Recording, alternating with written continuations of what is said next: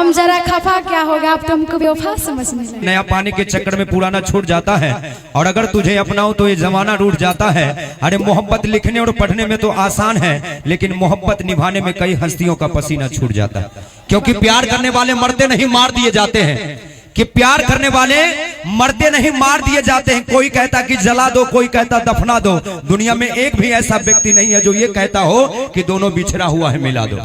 कहता है नहीं ना, क्योंकि प्यार लिखो तो वो आधा, इश्क लिखो तो 100 आधा, मोहब्बत लिखो तो वो आधा, और प्रेम लिखो तो 100 आधा। जब लिखने वाले इसे पूरा नहीं कर सके तो हम मोहब्बत करने वाले खाक पूरा करेंगे? नहीं ना, क्योंकि एक लड़की नकाब में रहती थी और रोज एक गली से गुजरा करती थी, और एक मनचला लड़का उसको छेड़ा करता था, और छेड़ते हुए कहता था कि ये पर्दा नसीब पर्दा उठा, मेरी मोहब्बत कबूल कर, जलवा दिखा, नहीं तो मैं खुदकुशी कर लूंगा। पहले दिन बोला, लेकिन लड़की कुछ नहीं बोली, चली गई। फिर दूसरे दिन लड़की उस गली से गुजरी, फिर लड़का बोला कि ये पर्दा नसीब पर्दा उठा, मेरी मोहब्बत कबूल कर, जलवा दिखा, नहीं तो मैं खुदकुशी कर लूंगा। फिर लड़की कुछ नहीं बोली, फिर चली गई। तीसरे दिन जब लड़की उस गली से गुजरी तो उस लड़का को नहीं देखा। बगल में खड़े एक चाचा थे, उससे पूछी कि चाचा वो लड़का कहाँ गया? लड़की बोली अरे वो, चाचा बोले अरे वो तो मर गया।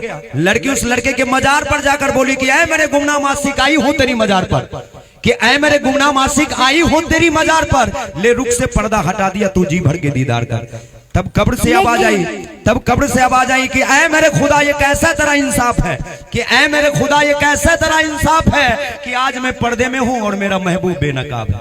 एक बार जोरदार तालियां इनके लिए। लेकिन सबका एक ही जवाब होगा, हम जरा खफा क्या होगा, आप तुमको बेवफा समझने लगे। अच्छा, जिस ऐसी बात है, सुन लीजिए, सुनिए। कहते हैं कि मोहब्बतों को सलीका सिखा दिया मैंने, कि मोहब्बतों को सलीका सिखा दिया मैंने, अरे बेवफा तेरे बगैर जी कर दिखा दिया मैंने। कहते हैं कि कातिल के बस्ती में रहना अच्छा लगता है, और फिर उसको कातिल कहना अच्छा लगता है। अरे रोने धोने से गम की बखत घटती है, हंसकर हर एक गम को सहना अच्छा लगता है ना। तो आज खुशियों की रात है, खुशियों की बरसात होगी। आइए एक और प्यारा सा गीत आप लोग के लिए कहना है, ध्यान दीजिए। किस समझे ना मौनी तुहार असली इरादा, रूपवा के जाल में धरा गई दादा, केहू के रवावल बहुत बात नहीं है, केहू के रवावल बहुत बात नहीं है, रुवा के हंसावल बहुत बात होला, सनहिया लगावल बहुत बात नहीं है, नजरिया चुरावल बहुत बात होला।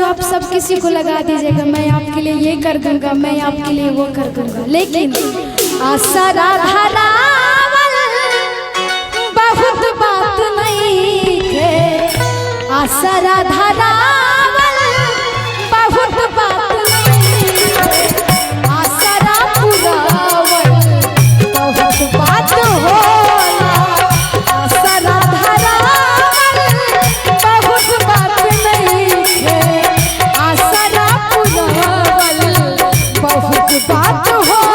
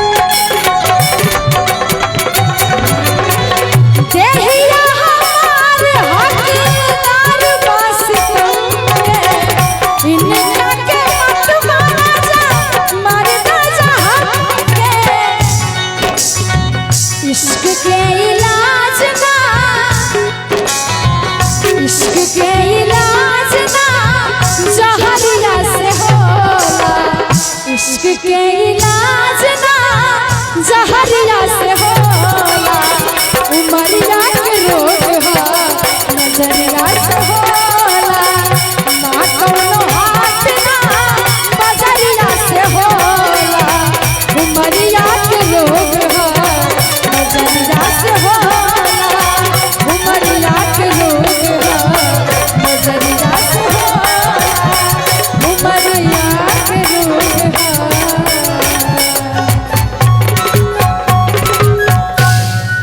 नजरिया से हो।